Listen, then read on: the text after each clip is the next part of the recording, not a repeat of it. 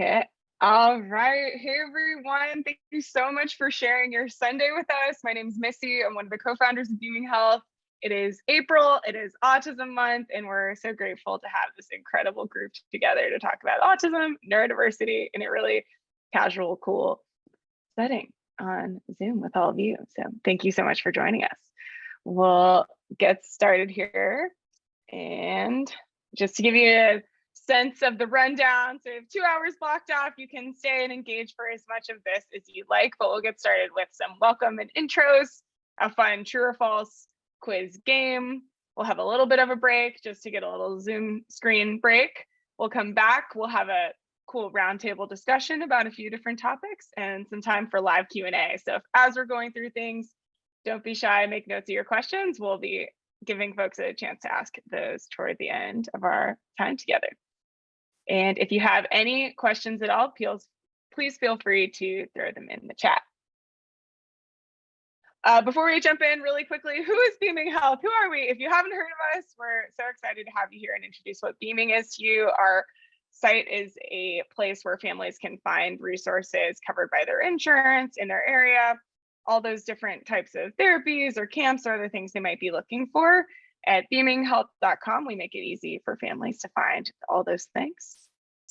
And then something new and cool we released this month is a personalized action plan. So based on your kiddo's age and where you are in the journey, we can give you tactical steps that you'll want to make sure you take next to make sure you get started on the right track. But now, the really fun part here is we have an incredible panel here, and I would love to start by introducing folks one by one. If they could come off the video as I introduce them. We'll start with Katya. Katya, do you want to say hi real quick? Sure. Hi, everyone. I'm Katya Siddall. I am the CEO and founder of Hopper Health, and I am also autistic and ADHD, and my daughter's autistic as well.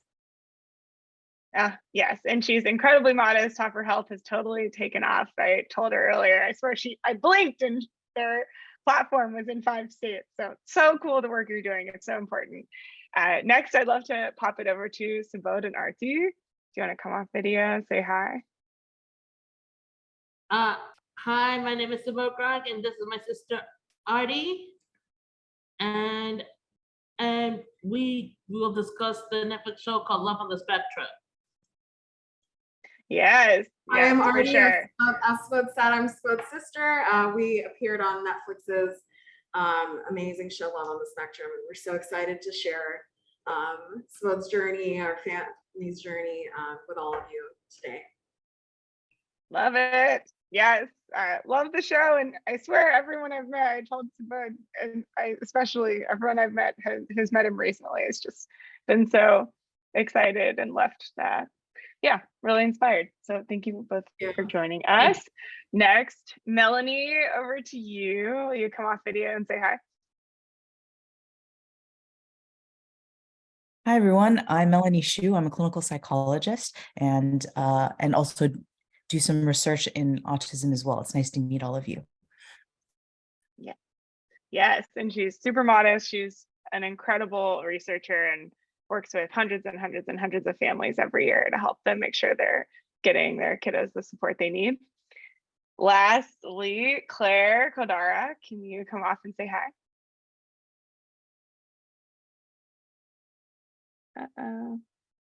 Uh-oh, Claire, we can't hear you. No, I'm not sure what's going on there. Uh-oh. Well, while we're getting that, I can brag on Claire a little bit.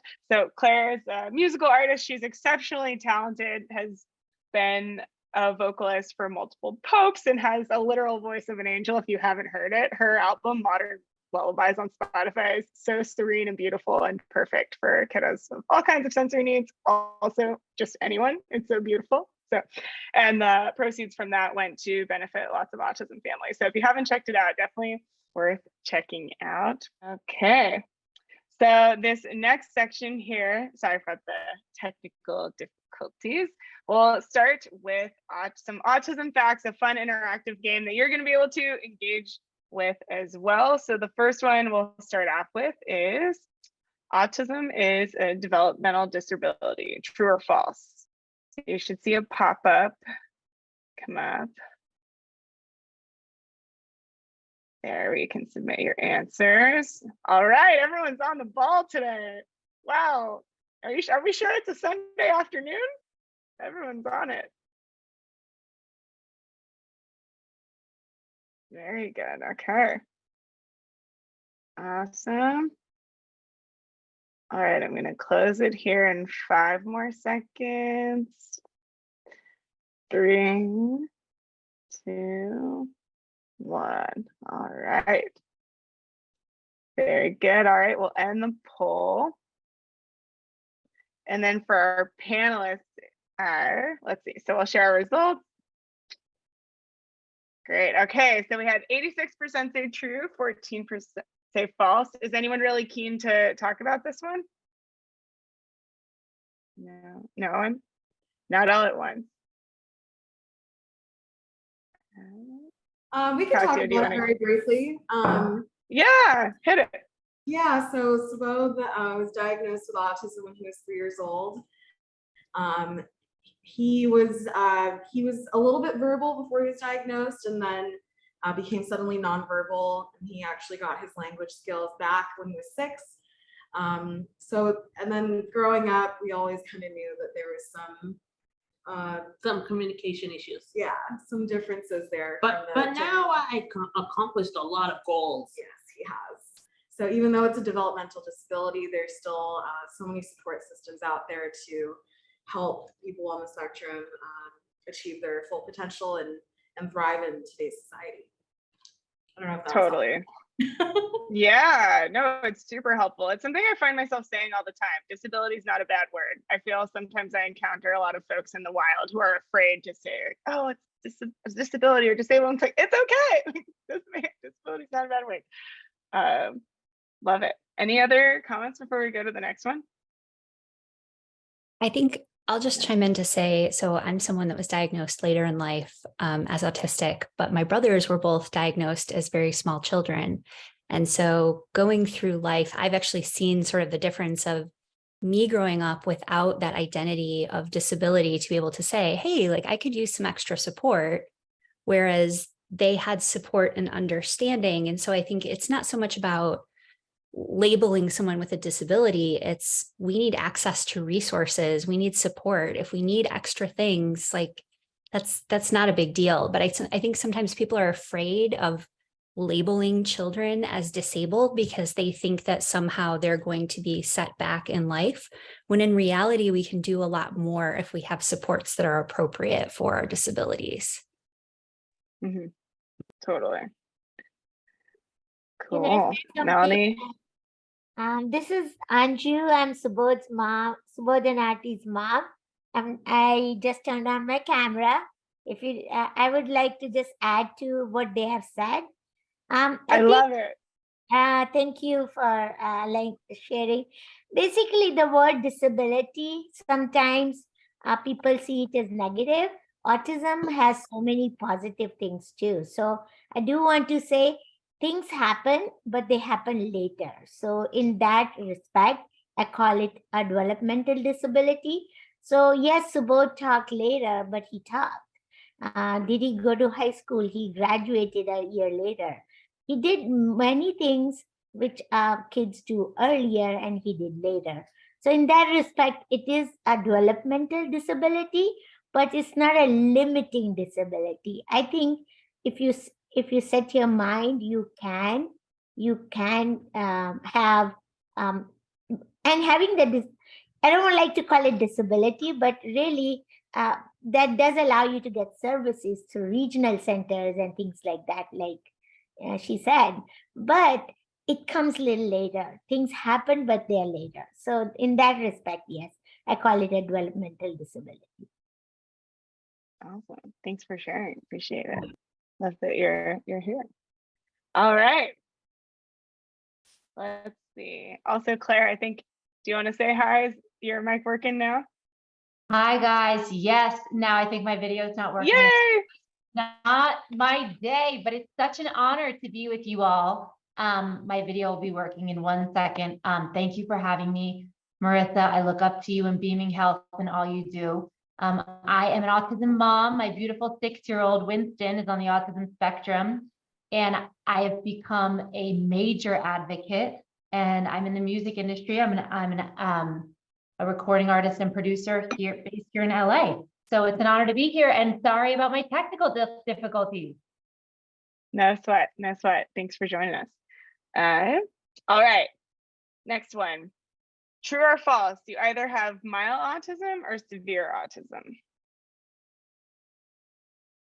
I love the visuals. Yep, love it. I love it. Wow, that was fast. Everyone's really engaged. Awesome. Okay. Very good. This is a great one. I'm so excited to talk about it. Go ahead and end the poll here and share the results. So everyone who submitted said false. This is a great one to discuss. Does anyone want to take the lead on this one? Katya, do you want to kick us off? Sure. I mean, I think I'm a great example of someone who does not fit neatly on a linear spectrum because my support needs change significantly depending on my environment, what else is going on, am I comfortable, am I safe, I mean, there are times where I cannot speak, I can only write or text. There are times where I cannot write or text, but oftentimes people who meet me or in these types of contexts where they're like, oh, you're so comfortable talking and you're so articulate. That is not the totality of my experience at all. So it's nice to see that the poll reflects people's understanding of it isn't one or the other. It's not to one extreme or the other. We have a lot of different needs and different experiences. Totally agree. And this is one I'm so impressed by the poll. It's one that I hear a lot as I talk to different folks. They say like, oh, how autistic is someone? Or I hear a lot of language around that. And I think what I recognize, because you're totally right, Katya, it's almost like people don't have the language to talk about this stuff the right way. And that's because it's complicated. I don't fault folks when I hear this out in the world. And I know, of course, Melanie, you can speak to this too in the medical community. Of course, there's lots of structures in place that support this language too. Yeah. I think we use these labels often as shortcuts, right? But you meet one person and you understand that shortcuts are helpful in some situations, but really do not describe the complexity of human existence.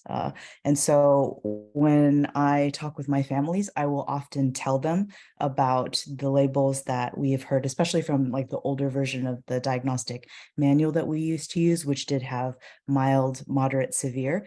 It is now shifted to level of support needed in 2 different areas, both in social communication as well as in behaviors, which is much more helpful, I think, in talking about where people might need support.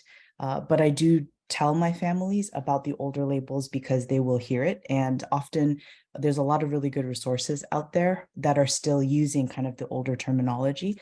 But yeah, it's not as flexible to kind of talk about, again, the complexity of how people present. One thing I wanted to also add on, I like mild better. No, it's not better or worse, it's different. One thing that we can't speak from a medical perspective or anything like that, but the experience on Love of the Spectrum, what was really cool, but what the producers or director did is they showed such a variety of different needs, of people with different needs. So they had people who, like Kaylin, who was pretty much passing for neurotypical, and you have people like Subodh, who has higher needs and has more challenges with communication than some of the other participants did. Someone mentioned something about people thinking of a spectrum as one line where you're better or worse, and it's very linear that way, when it's very like it's a 3-dimensional sphere where you can be very advanced in certain things, very challenged in other things. For example, Subodh, do you want to talk about math? Yes. Yeah, go ahead and talk about math. Oh yes, when I was in geometry, I'm learning how to use the formulas. and he loves math. He's really advanced for his age. And then I don't know math anymore. Well, he doesn't practice it anymore, but as a child, he received a commendation from his high school, and that was in the general population of his class. So he was really advanced in that, and then he had more challenges when it came to communication. So it's not a line of being better or worse or lighter or more severe. It's a sphere. You can be in different places at the same time. And also now I'm improving on my communications and social And activities. He's really improving as he gets older, which is really amazing. I've heard some folks describe it as we all, across the board, every autistic person has a spiky profile, meaning that we have a lot of extremes. So we're like really great at things, or we really struggle.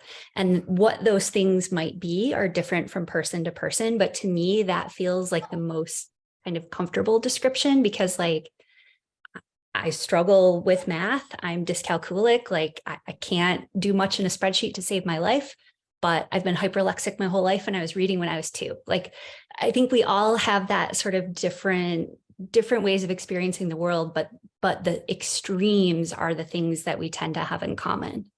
Yeah, pretty amazing.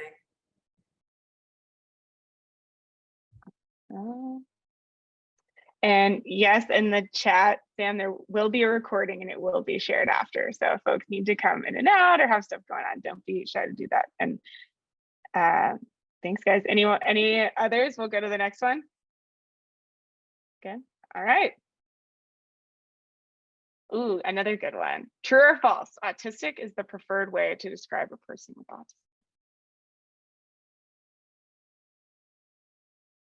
autism. I love when we're hitting on these ones with just a lot of color. Yeah. All right, we'll let it keep going for 5, for 4, for 3, for 2, and 1. All right, we'll end the poll, share our results. All right, so we had a healthy mix here. Who wants to kick us off? I can weigh in very quickly. So do you have a feeling, do you prefer to be called autistic or someone with autism? Or do you care either way? I just prefer, I do both with someone who is also on the autism spectrum, who's also a client or a graduate of an ILS program. So you don't have a preference either way? Either one. Either one's fine. So I think it just depends on whoever's comfortable. I felt kind of weird answering because it's not about me. But I think it just depends on whatever you're most comfortable with. Supporting someone with autism doesn't give me the right to make those decisions for them. So that's all I'll say on the topic. Because I cannot make decisions for you. Not about how to call you. So that's your decision, how you want to be called, right? Yeah.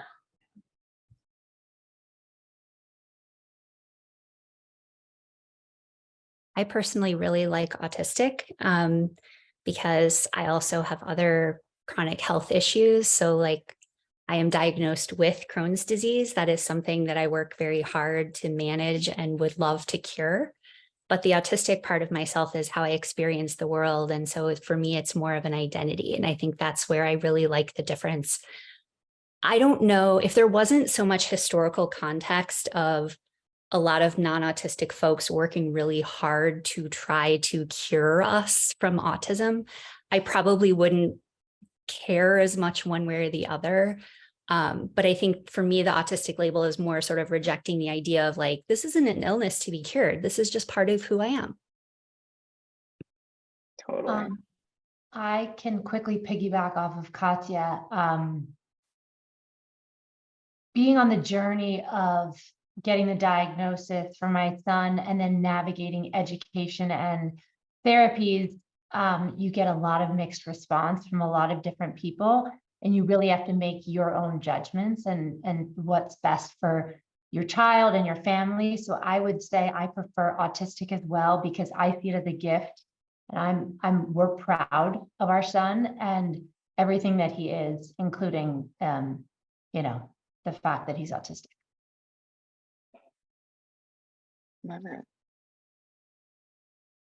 Melanie, any I know it's yeah, no, I'm glad we're talking about this one because I know it often drives a lot of heat, and I know especially in the medical community too, there's a lot of, yeah, or Melanie, I don't know if you want to add more color on this. Yeah, in my training, it was always person first. And so you definitely see that in the way often that I write, just because that's kind of how I was trained. But I do try to check in with the person to see what they prefer. And I think that's true for most things. You always want to see what is a person's preference. I go back and forth between both because, again, I was trained in a certain way and you talk in a certain way often in research circles or in clinical work. But again, it is 100% about what makes the person comfortable and how they identify themselves. And I 100% see and am very aware of the history, I think, and especially in other people imposing what they think is right. And so I think always being sensitive to what makes sense for everyone. But I do switch back and forth my own training. Totally understand and respect that. And thank you all for engaging on these. I know these can be sensitive topics. So I appreciate everyone sharing their perspective. And it's so helpful. I love the profiles of the different folks here in the panel too, because I think we really get the rounded perspective on these topics. All right, next one. True or false? Bad parenting causes autism.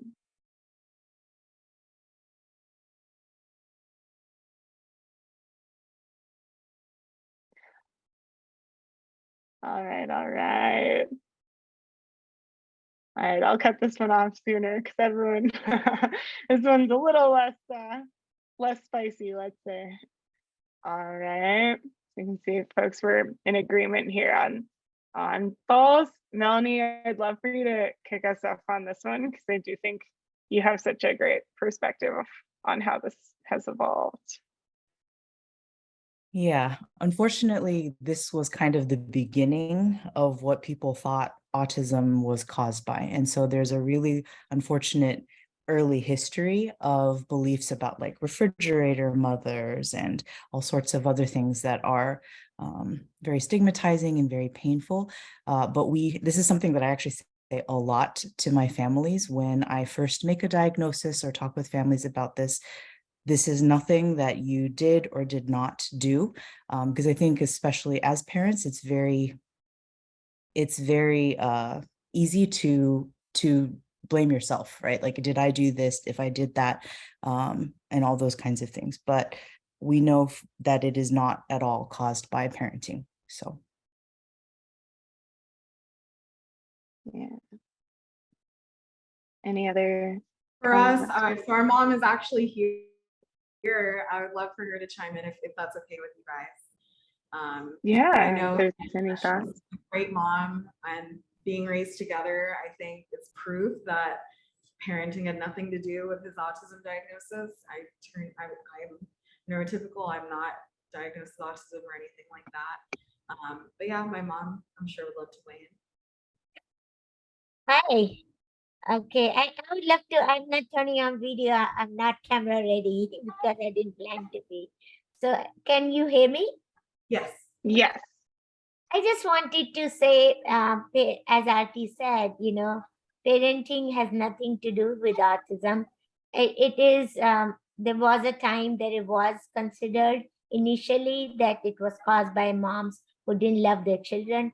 All mom or all parents love their children, so and if it was parenting, then it would run every child in that household would get it, and that's typically not true. So that's all I wanted to say. And if it was caused by parents, then I'm sure that we would have found a way to reverse it also, if it was that simple of a cause. It is not. It's a very complex neurological condition that people don't understand, and definitely not coming from parents. So. And from our perspective, we have very involved, loving parents. We're very grateful for them, right? Right. Yeah. But I really want to find love. I know. This is about parenting right now. Okay. Yeah, I really want. I know. We'll talk about that later. Yeah, we'll definitely get to that. All right, next one here. True or false, race and gender do not affect autism.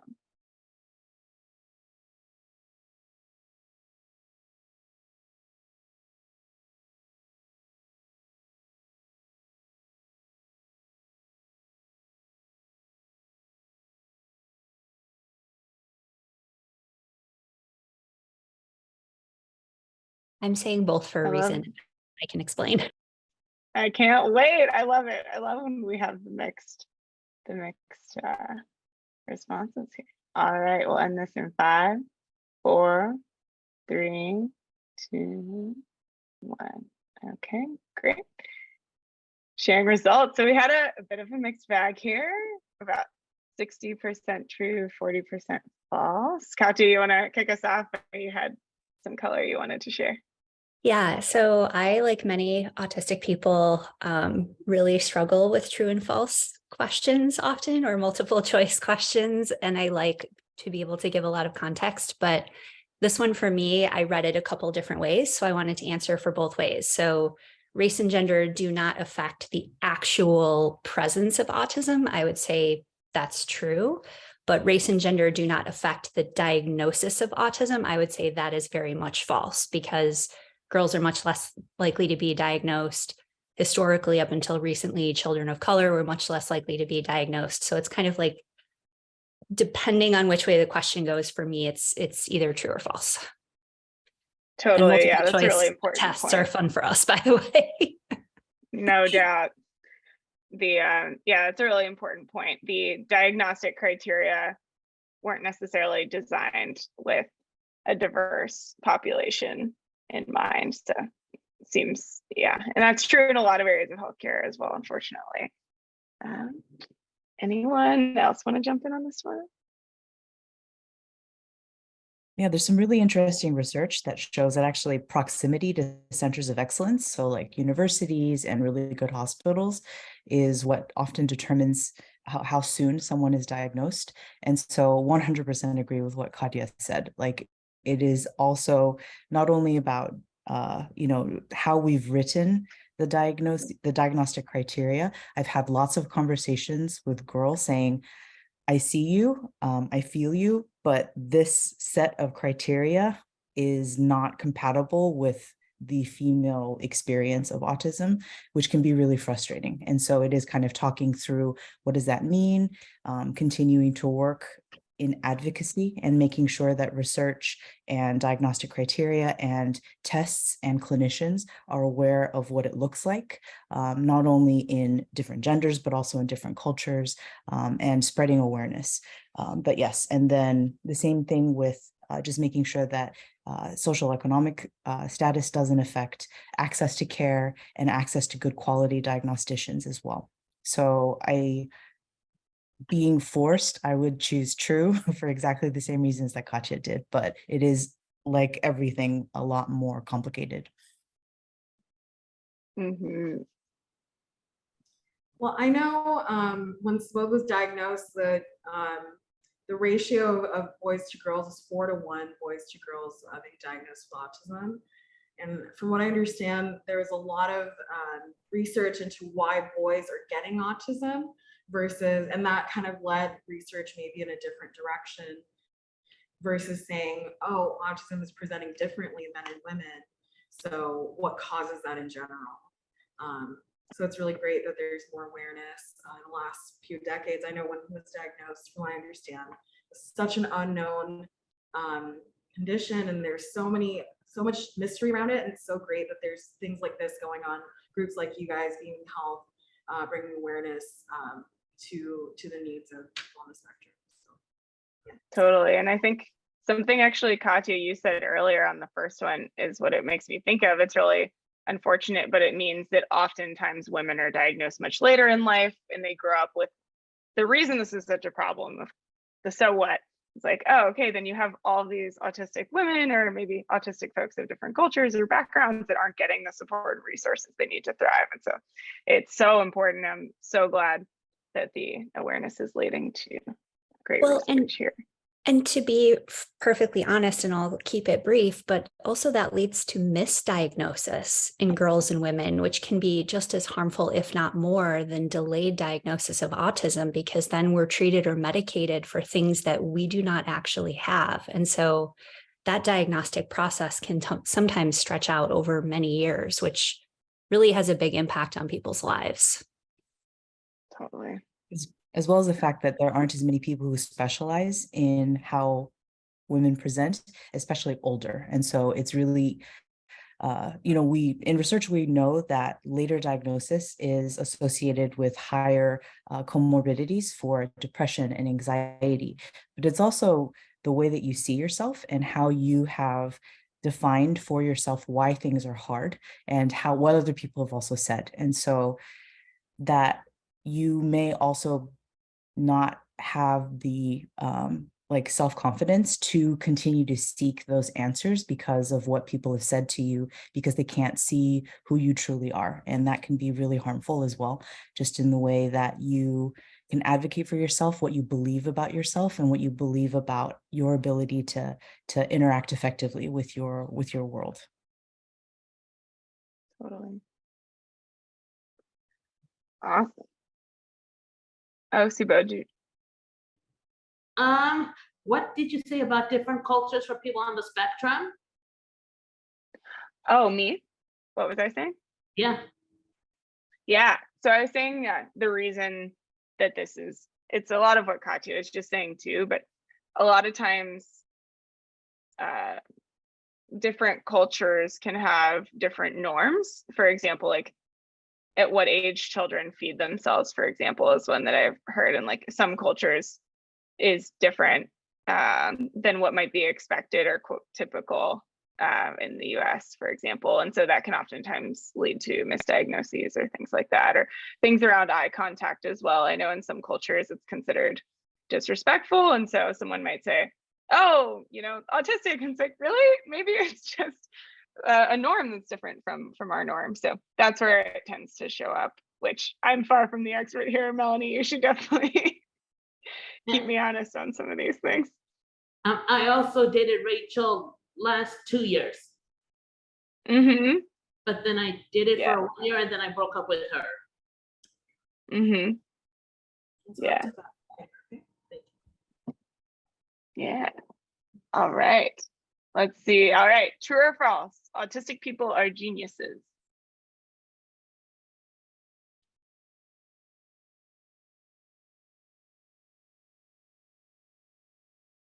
Mm-hmm.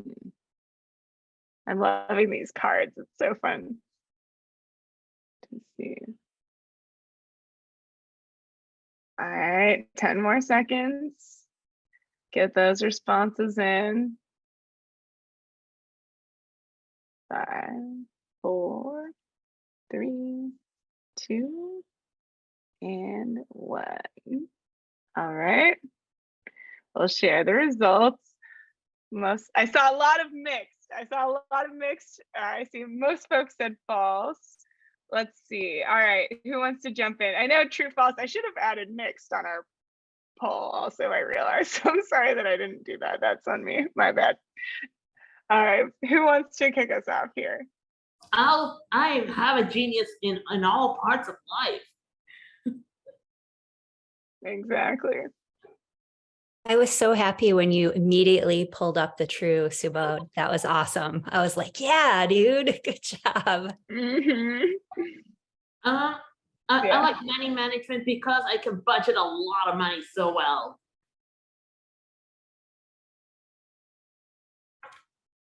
Yeah, it goes back to what we were Totally. saying before, that he has such proficiencies in different things. Like, I don't know if you guys remember from Love on the Spectrum, he has that ability to give days of the week on a certain date. Pretty amazing. I don't know anyone else that can do that and how quickly he can. So yeah, he has these savant abilities in certain areas. It's pretty amazing. And Missy, have you heard of money management? I have. Tell me more though. I've been budgeting money so well. I could definitely use your help, Subodh. I'm going to give you a call after this, especially after tax season. We need you. I'm good at remembering Um, song lyrics, so I think money management would be much more useful to be something to be a savant at. I love it. Wow.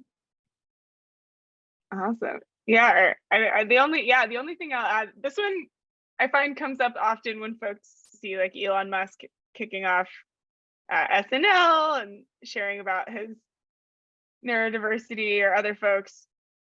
I think sometimes, yeah, this one can come up out in the wild, but I think as we've heard, seems to be a theme throughout this true or false exercise. It's just, it's always more complicated and nuanced than that. And we all have a variety of strengths and weaknesses. And there's no, rarely is it the case that something's always true or never true. And it's not so linear. And this is part of that too. All I right. like that Claire held up every sign. That was definitely something, if I had better fine motor skill, I would have done. Yeah, That was good. it's interesting also. Oh, sorry. Are we moving on? No, keep going. You got it. It's interesting also because like a genius is defined clinically as someone who has an IQ over 130. But I think we would all say that that definition is quite limiting in a lot of ways. And so like if you look at the research again, like 30% of autistic individuals have average to gifted IQ. And this is and if they have both autism and giftedness, it's called twice exceptional.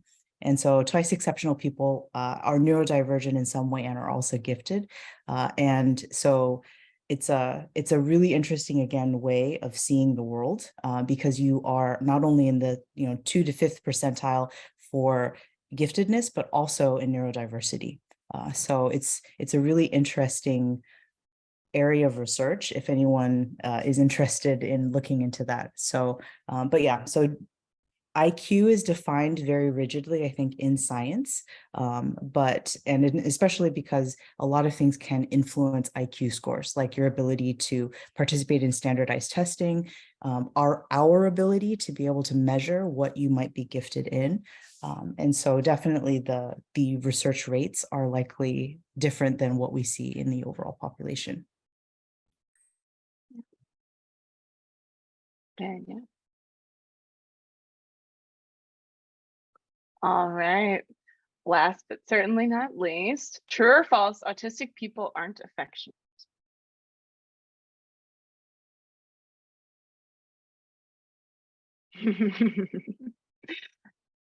Yeah, less of a mixed bag here.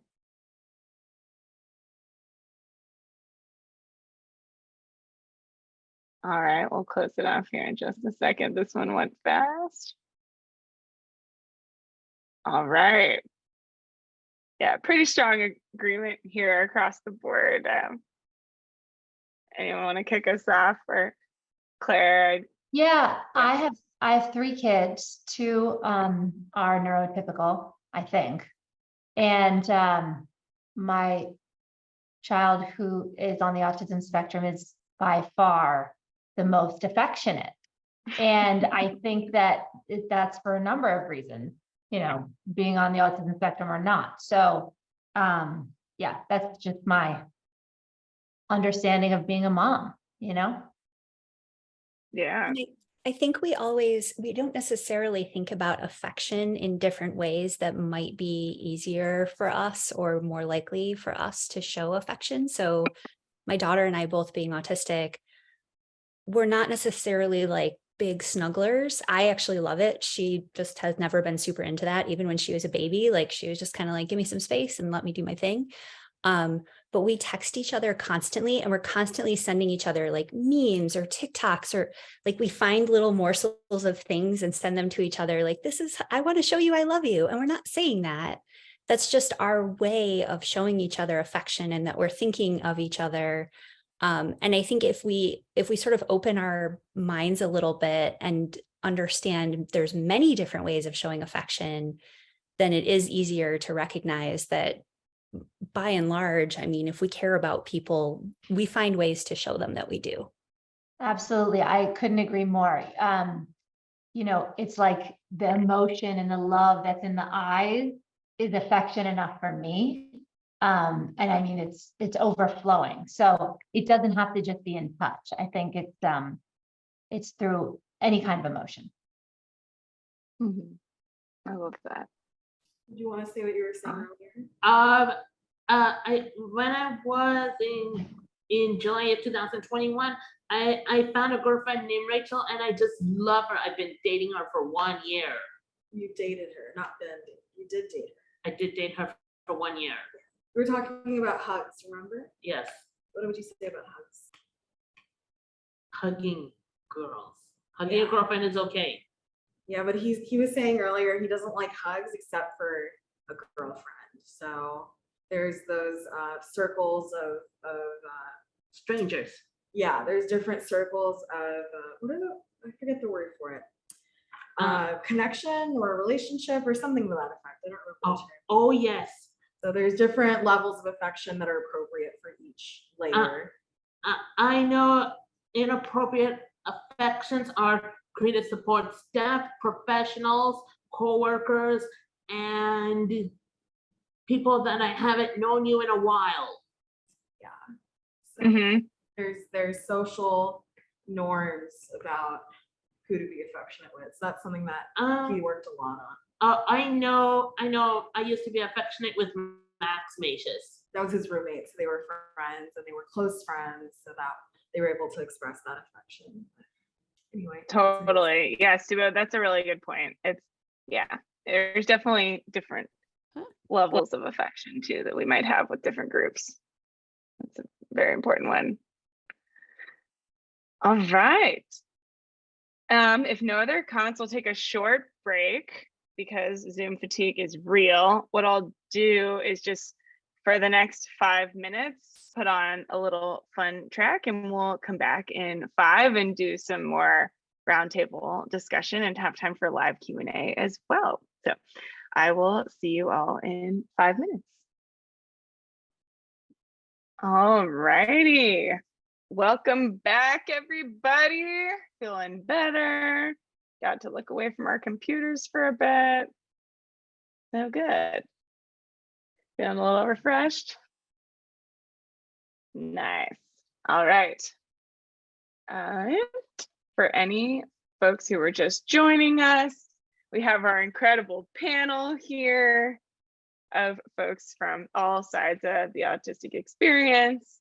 Katya, autistic herself, who's founder of Hopper Health, Subodh and Aarti, who are a huge part of Love on the Spectrum, and Dr. Melanie Hsu, who's a clinical psychologist and incredible human being, and Claire Khodara, who's a fantastic advocate and mom to her 6-year-old autistic son. So thank you all for being with us. It's been so fun so far, and I'm excited to continue the conversation. All right, this next bit will have more of a roundtable type discussion. There's no true or false here, Katya, big win. So we'll just keep it flowing, keep it less structured here. And Katya, I'd love if you kick us off here on this one, which is for everyone. Just what does autism mean to you when you hear the word? I think for me, a little bit like I was saying earlier, it represents an identity. It represents a way of experiencing the world that might have more extremes than people might be aware of or used to. So things like sensory input can be much more intense or less intense for us. Like I personally struggle with sensing my own body, knowing things like I'm hungry or I'm thirsty or I need to go to the bathroom. So I think it's really like this, it is most closely aligned in my mind with a difference in experiencing the world that can be really beautiful and amazing. I mean, I wouldn't change it for myself if I had the option. Some autistic folks may feel differently, but for me, it's a really important part of my identity.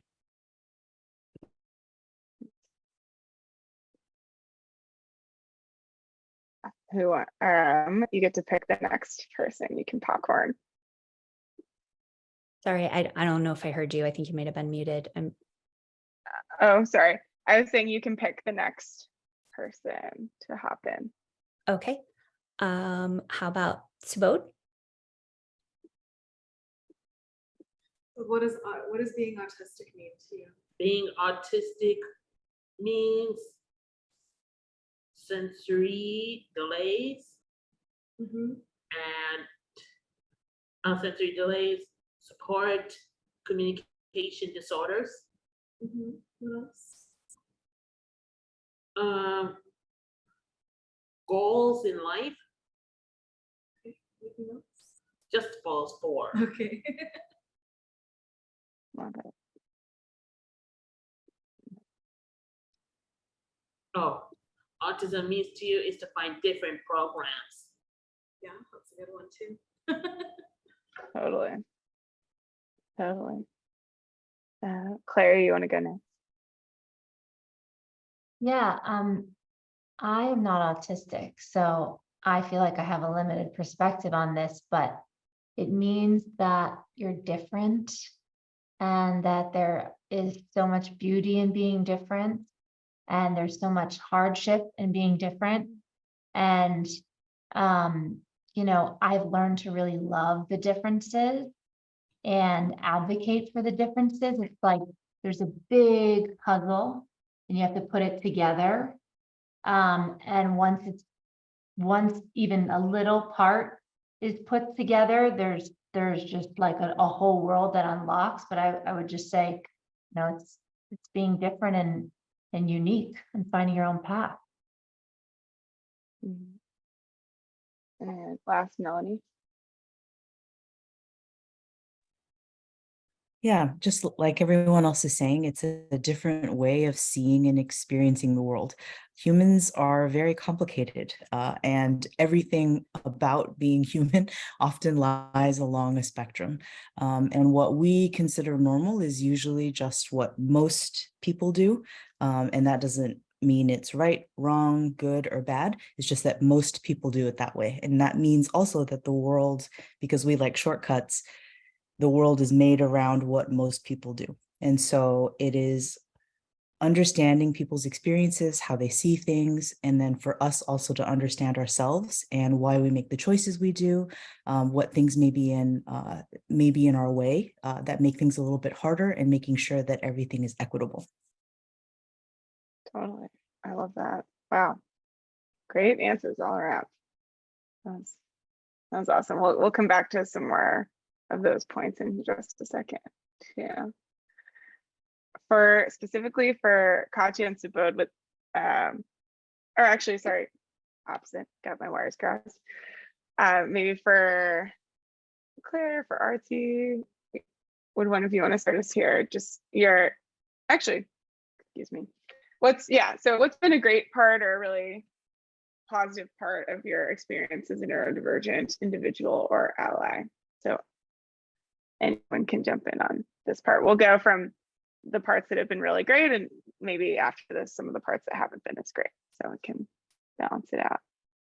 Yeah, I'm happy to jump in. I would say I didn't know what advocacy meant before I had to advocate for my own child. And it's rolled over in my business, in my creativity as an artist. It's like my whole world has changed. My whole perspective has changed, and I am forever grateful for this perspective. It's also really, yeah. Are we focusing on the positive for now? Positive first. Well, we'll flip to the other side too. It's amazing because you know what your kid needs, right? And the world doesn't really have it on a silver platter, so you have to put it together. And it's there. There's so many resources out there, like the regional center, all sorts of you guys, Beaming Health to support. So I think advocacy has been it's been amazing because talking about what Winston means like helped me know what I need for myself, which has just been the greatest gift. Oh, I love that. It's so important. I can speak next, and my mom can jump in as needed. So I'm actually Subodh's younger sister. I've from Love on the Spectrum, people have been assuming I'm his older sister. I'm actually 3 years younger than him. I just kind of boss him around like an older sibling sometimes, right? Sometimes, but not all the time. Not all the time. So growing up, I had this view of his journey as a younger sibling. So I was navigating my own childhood with a brother with special needs. And from my perspective, it was really interesting, right? So to me, it was the most normal thing in the world, having a brother with special needs, because that's just, I didn't know anything different. My mom can attest to how my brother and I didn't interact and play as much as maybe other siblings would have when we were growing up. My mom was always taking him to the next therapy, the next support thing. It was constantly trying to help him manage his needs. And it was hard, but we'll get into that part later. In terms of a great experience, definitely at the top of the list is the Love on the Spectrum. Having a brother with special needs, he and I have been roommates for a while. A lot of people, there was not a ton of acceptance in the world, especially in the Indian community. We're so grateful and we're so proud of our culture, but there's not much tolerance for diversity of neurodiversity or things that just don't seem right. And so we kind of got used to this thing where we're kind of on our own. We can't rely on other people really. And we had some really amazing support, but when the show came out and there was so much love for Subodh and our family in general, that was just unprecedented. We had no expectation that something like that was going to happen. And it's been so touching, the hundreds of stories that I've heard of people watching the show and how well they responded to it and how they feel heard and seen because of our story, being Asian Americans in this country and having someone with special needs. Truly touching. It's so hard to put into words how amazing this experience has been for us. My experience is socializing with friends on Facebook, Instagram, and LinkedIn, but they don't want to chat with you because people have to leave them alone and they've all parted ways. That's been a good experience? Yes. Communicating with other people? Yes, communicating with other people was a good experience, but then people had to part ways and they need their support. Yeah, so that's we'll talk about any other positive experience? Positive experience. I go to a lot of social clubs and try new social clubs. But there might be about 1 or 2 people who are near my age at social clubs, but then they switch to different agencies to something else.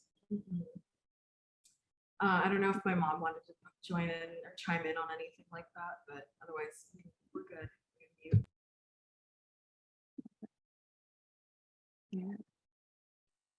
I'd love to hear from Katya.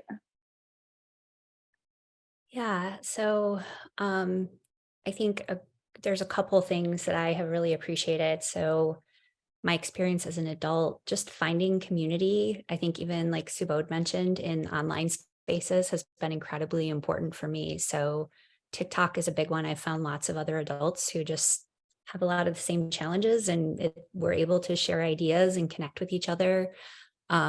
One of my biggest joys in life is when parents of autistic children reach out to me for ideas of what works for my family or what we're doing, because it just makes me feel like, oh my gosh, like all this work, hopefully I can pass on some of this to you and you don't have to work so hard. But also I think just more practically and related specifically to my autistic traits is I am really, really good at pattern recognition. And so being a scientist by training, I'm a biological anthropologist by background. I took all of my pattern recognition skills and applied them to people. And I think that has really helped me seem to overcome some of the challenges around socialization, around communication, because I treat it almost like a game. Like I want to understand human culture. And so how would I go about understanding human culture? But that has helped me actually be really successful as an entrepreneur because I'm great at spotting trends. I'm great at solving for problems that people have that maybe they weren't even aware of, but, you know, finding new and creative ways to solve problems. So I think with the right match of like skills and abilities and passions, we can be super successful in a lot of different ways that people might, maybe they're more non-linear, but we can certainly be very successful in lots of different ways. Totally. Love that. And Melanie, over to you.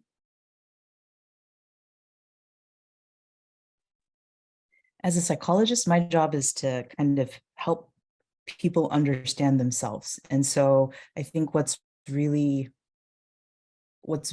gratifying often is being able to sit down with someone and be able to say, this is what we know about you. These are your strengths and weaknesses, and validate their struggles as well as validate their strengths and help them have a more holistic view of who they are. It's also really gratifying to be able to help other people understand and have empathy for people who just don't see things in the same way.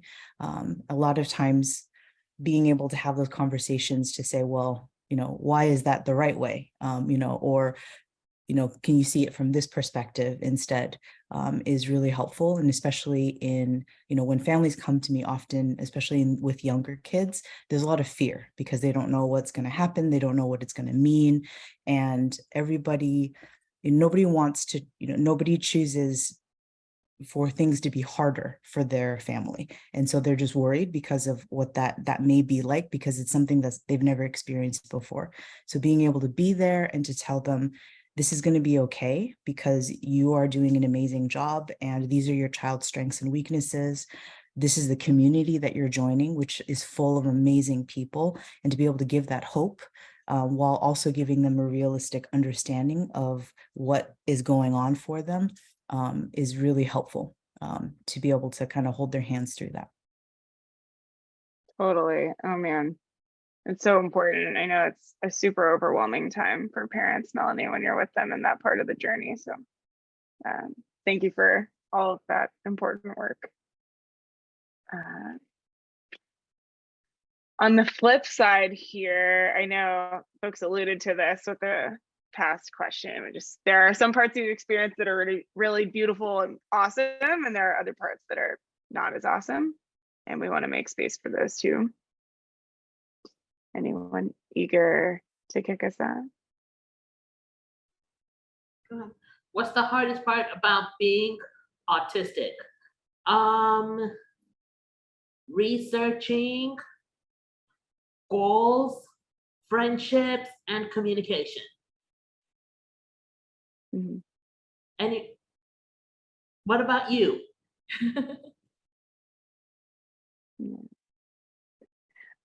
I'm not diagnosed autistic myself. I have some sensory challenges, so I can definitely relate on that front, Subodh. There are certain sounds that are normal for a lot of people that make me completely shut me down. And so, yeah, it's non-trivial, no joke. And my brother has them as well. But Katya, I know, I'm sure you have some color here too. Yeah, no, I mean, I would agree with pretty much everything Subodh listed. I mean, I think this is where like so many things we have in common, even if the way that those differences are expressed can be wildly different from each other. Communication for me is challenging in a different way because people make a lot of assumptions about my abilities without understanding all of the support needs that come into play behind the scenes. And so I also have the pathological demand avoidance or pervasive drive for autonomy profile of autism, which means that my own body often registers even like physiological needs as demands. And so I will resist those demands as long as I can, which leads to things like eating disorders because you're trying to resist hunger, or health issues because you're thirsty all the time, or you're trying to hold going to the bathroom.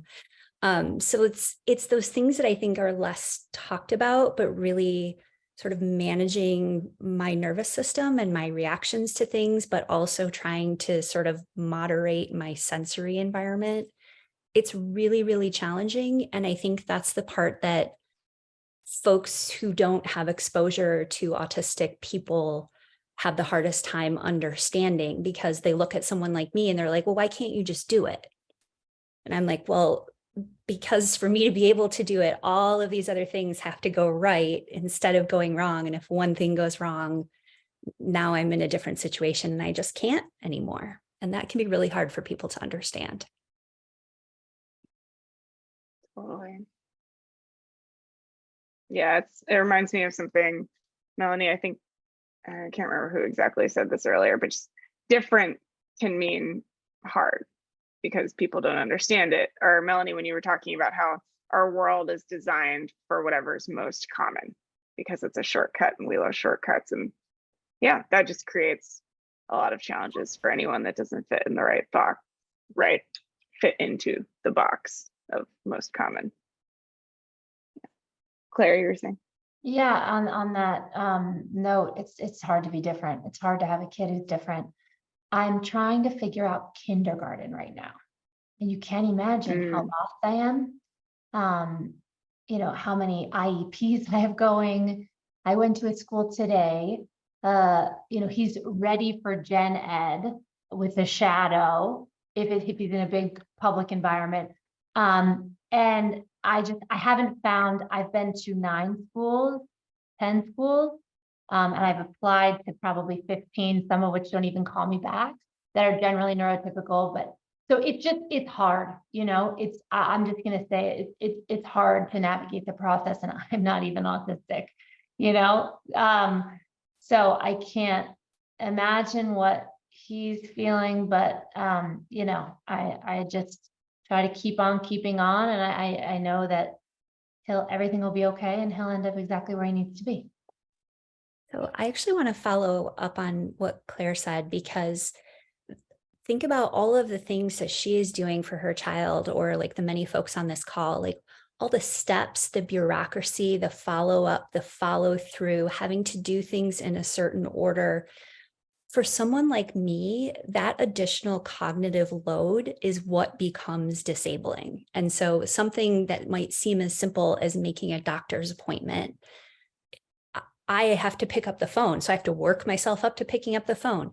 Then I have to stay calm if they ask me a question that I don't know the answer to. Then I have to fill out a form. Like, there's all of these steps that I think any one of them could go sideways for me, because maybe I don't understand the question, or there's a miscommunication, or I missed a step. And oftentimes that can be enough for us to just give up and disengage. And so all the ways that the world creates cognitive load for us, those are the things, those are the barriers that we really need to be fundamentally working to remove. I wanted to touch on, I wanted to kind of tangent off of what you were saying, the cognitive load of existing in the world in general, but existing with someone with special needs, oh my gosh, a whole nother level. For me, having Subodh in my life, watching not only what Subodh was going through, but what my parents have gone through my whole life. They've pushed and struggled and torn and teared, and just blood, sweat, and tears all went into everything that's made him who he is today. And it's so rewarding to see the kind of person he is, when doctors were saying he's not even going to graduate high school. And now he's on his way to an associate's degree. He not only graduated high school, he's in so many different programs. He's doing so well for himself. He has jobs. He's had jobs before.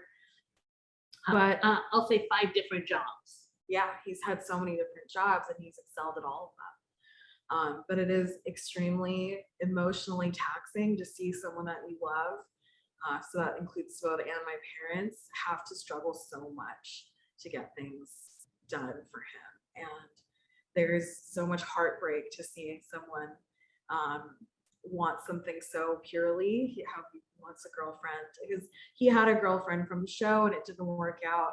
And again, he has this such a strong desire to meet someone new, and trying to make that happen and just not succeeding has been so difficult. And we don't really know how to move forward. His one and only girlfriend came from a reality show. So in general, just the emotional weight of seeing the struggle and seeing how hard the world is when you're not perfectly normal, very challenging for me. And that's not to say that's more important or harder than anything that everyone else has to go through, but that is something that, you know, if you support and love someone with autism, I hear you, and we know what you're going through. You're definitely not alone. So just wanted to share that. And also one more thing. I know when people used to have Facebook, they just decided not to go on Facebook, but they go on Instagram or LinkedIn. Yeah, so he was talking about how he had friends and then they lose touch, and keep maintaining those friendships difficult because he used to use Facebook to keep in touch with everyone, right? Yeah. Now no one uses Facebook anymore. Now you have to graduate to another social media and another social media, and it's like, how do you keep up with all of this, you know? But he now has Instagram and LinkedIn. Yeah, but it's hard to learn these things, right? Yes. Totally. Yeah, Artsy, I wish I could bottle up what you were just saying. It's so powerful. Maybe the most powerful words on earth, that like, you're not alone. Like, you belong, you're part of a community. Yeah, it's just so powerful. And I relate a lot. My brother has high support needs on the sensory side. And yeah, I just always say it's heartbreaking to watch your parents work so hard and feel like they're never doing enough. Just such a tough part of the experience. All right, next question here is there something about the experience that surprised you, maybe that hasn't come up yet? I see a big nod from Subodh. Go ahead. What is something about your experience that surprised you? I'm going with a job. You want to talk about your jobs that you've had? The jobs that I had are 3 years working at Toddy Brothers, 2 years at Hydro Farm, 1 month at FedEx, 5 months at the UPS store, and then now probably almost a year at Katela Deli. How are you? Love it. Did you enjoy working at these jobs? Yes, I treated them with respect. Did they treat you with respect? Yes. Yeah, that was pretty amazing how wholeheartedly all of these jobs that he's had just accepted him with open arms, and they just loved him. Everywhere he goes, they loved him. That was pretty amazing to see. Well, you're lovable. That's why they loved you. I guess I'll jump in. I had to say it. You are. So what's the surprise, the experience that surprised me, how impassioned I've become about being an activist, and the community, the beautiful community that continues to connect with me in the most unexpected way, that I wouldn't give up for anything in the world. Last night, I was at the Greek Theater in LA with my friend Kristen, was putting on a production with Autism Speaks, and they had Neil Young perform, and they were fundraising, and it was just beautiful to see another community come to life in support of autism. And there was actually another person from Love on the Spectrum there too, and I thought, I'm going to meet you both tomorrow. So the community, I can't say enough about the community. Love it. Yeah, I think for me, it's finding that connection and support also. I think also for me, being the mom of a teenager that's autistic, and especially a teenage girl, I think that's, usually the time where we expect that moms and daughters are not getting along, or there's lots of they want to be independent. But us sharing our experiences as autistic people and finding ways to sort of help support each other has actually brought us together as my daughter's gotten older. And I feel like we're closer than ever, which is not the experience that I expected to have as a parent, or even expected to have when she was, 8 or 9 and being diagnosed. It's gotten better with time, and we've gotten much closer with time.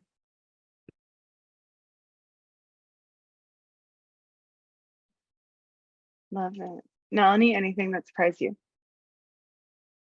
about your work or through your experience? I think for me, it's always just how resilient people are. And it's very humbling, I think, again, and just to be able to see what people bring and how they, like Claire was saying, just the depth of passion that comes into going into advocacy and, and just wanting to share your story and to change the world, right? And to make this world a better place for everyone. And so it's very humbling because, again, as a clinician and as a researcher, I'm often in my tiny little corner thinking about, small things, and then to meet people and to join communities like this and to see just the broad range of different kinds of people with different stories and different passions is really humbling and just really an amazing part of the work that they don't tell you about in grad school. So very grateful for that. I have something Totally. to add. I had to step away to use the restroom, but I'd love to add something to this topic, if that's okay. What's the biggest surprise to me is the show. We never in the world or my life thought that Subodh will be this person or so well known throughout the world. He has fans all over, and the acceptance, the love he's received. This is the biggest surprise that has happened in our life. And that he is actually a voice of what can be, something. The day he was on the show and the show won the Emmys, I cried, and I cried not because he won Emmys, but the flashback of years of being ignored and not accepted by society and all. I said, I wish people would do more with adults on the spectrum because they are capable of a lot more. So this is our biggest surprise in my life, honestly. So I can say that. Love it. Yeah, it's so true. What a huge journey the autism community has been on for the past 20, 30, 50 years. And I'm so excited about the decades to come. A lot of good stuff in store. All right. Ooh, this is a fun one. What do you wish more people knew? That we can lie.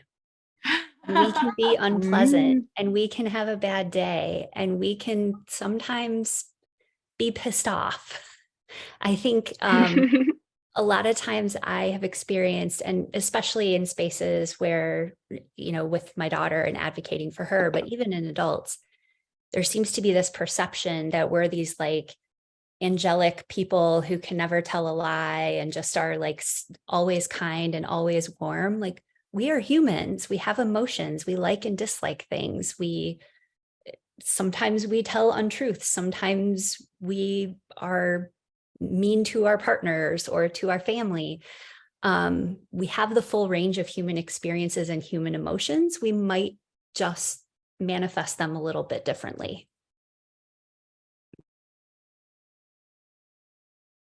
Totally. For me, I kind of wish it's kind of related, kind of what my mom was saying earlier.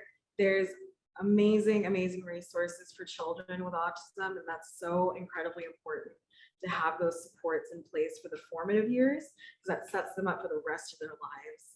However, as once they turned 18, we found there was a dramatic drop in terms of support services for him. And there are still some, of course, there are great agencies.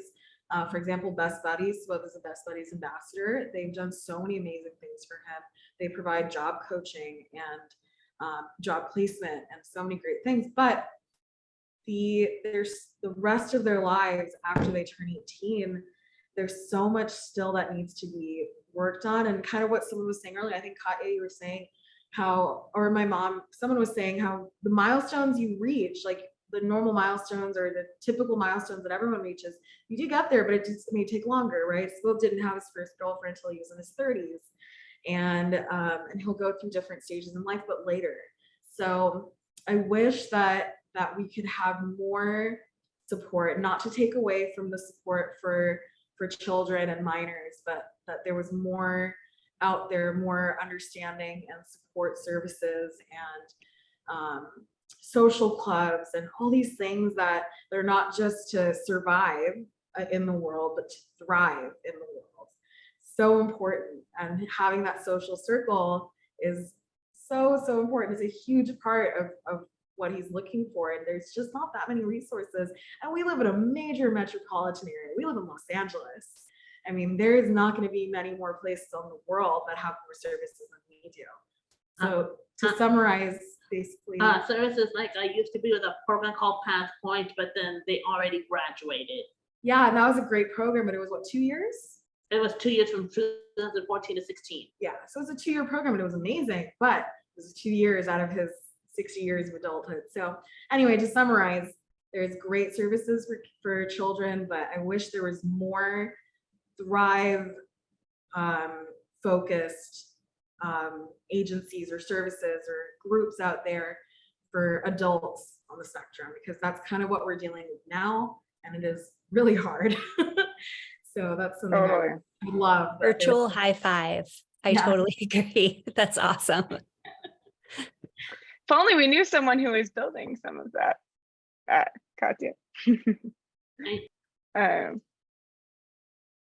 Claire, anything that, or wait, yeah, anything you wish more people knew? No, I'm just listening. I mean, how can we do it? How can we build a community after, age 18, where there's a will, there's a way. If you can see it, it can. I think, and I'm no expert, I'm literally just a sister of someone with autism, so I can't speak in terms of an expert opinion. I'm an accountant also. I think it takes people like me who maybe are not involved as a professional in the community to kind of band together and do these micro level things. So it doesn't have to be this huge agency of change saying we're going to do this for the whole country. I think doing things on a micro level in your community, like I live in the city of Cerritos, which is a suburb of Los Angeles. We could put together, so there's one social club in Los Angeles area for dating on the spectrum, one in a whole LA area. That's way in the valley, which is maybe 50 miles from here, through LA traffic. And so I think if people like me or other people who have someone that they love, all of us have these good intentions, if we could just band together and do something very casual. It just starts with an idea. It starts with that intention. I would love to do something. I've thought about putting together a support, not a support, but like a social group for people of siblings of people on the spectrum, or people who are on the spectrum who just want to socialize in a low pressure environment, things like that. It has to be closer or far. It can be within a non too far distance, because Subodh doesn't drive, for example. He has independence through access, through rideshare, but it's hard for him to go to these events that are 50 miles away. So that's my thought. I haven't thought about it too much, but I think starting locally and doing small things, I think that's really where the massive difference happens.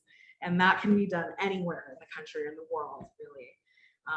Because once you think about trying to make massive change right away, it gets very overwhelming. It's not possible. I'm not a professional in this industry. I don't have those resources. That's my thought, but I'm, again, not an expert. Well, and even for adults, I mean, for allistic folks who are not autistic, I mean, if you work at a company and you have any influence over hiring or coaching or decision-making, look at the application process, work with autistic people to evaluate whether it's confusing, if people can even get through it. Think about doing interviews, like, blind interviews, no camera, not having to be in person, or being able to do things more via text, share interview questions in advance. Like, there's so many things accessibility related that allistic folks can do to help us. because the reality is that there are moralistic folks in positions of power that can make these kinds of decisions. And so we desperately need advocates who are not autistic to listen to us and then take action based on what we say our needs are versus like, that's what I love so much about Aarti and Subodh's relationship. Like even on the show, you could see like Aarti was saying something and Subodh at one point was like, yeah, I don't want to talk about that anymore. And she was like, okay, like it's just maintaining that sense of agency while still advocating for us is so incredibly important. I appreciate that. Thank you so much. Totally. I'd love to jump off that, Katya, because what you made me think of, what I wish more people knew is just how, I think sometimes when I talk about autism or neurodiversity, people perceive it as a small community. And I think that's sometimes where efforts like this run into trouble. They're like, oh, but like, do we really need to change our whole interview process? Because just for this, small group, it's like, this is not a small group. This is millions of people. And CDC's latest report, it's 1 in 36 kiddos now around age 8, but we all know it's going to be much bigger than that over time. And once, everything catches up, but I just, the importance of looking at processes that you have agency over if you're in a leadership role, or even if you're not in one, encouraging a more inclusive process, which by the way, is great for everyone, not just neurodivergent folks. Like sharing interview questions in advance, most people would appreciate. Exactly. And so just not totally. And so just recognizing that it's a much bigger community than people realize, and that adapting processes and environments to be more inclusive benefits really everybody, not just folks that are navigating these things. I mean, we can often be the canaries in the coal mine for bad experiences. Like if something is incredibly difficult and overwhelming for us, then that might be a good indicator that other people are struggling with it too, just not to the extent of it being disabling. And so working on those things, fixing those things benefits everybody at the end of the day. It's not just about do this thing because autistic people say that they want you to. Like that's not it at all. There's universal benefit, absolutely, for a lot of the things that would help us the most. Totally. May I jump in with an idea? I don't know if you can hear me or not. Can you hear me? Yes, we can hear you. I homeschool, and I don't know about other communities, but I know in our community, they've had such an influx of homeschoolers that the schools are, they don't have the capacity anymore. So they're actually looking to combine schools, which means there are some schools that will be vacant. Now, if we could go to our legislation and put in some proposals for those vacant schools to be turned into, let's say, maybe a campus for special needs where they can actually live there and go to school there. Why wouldn't that be a good idea?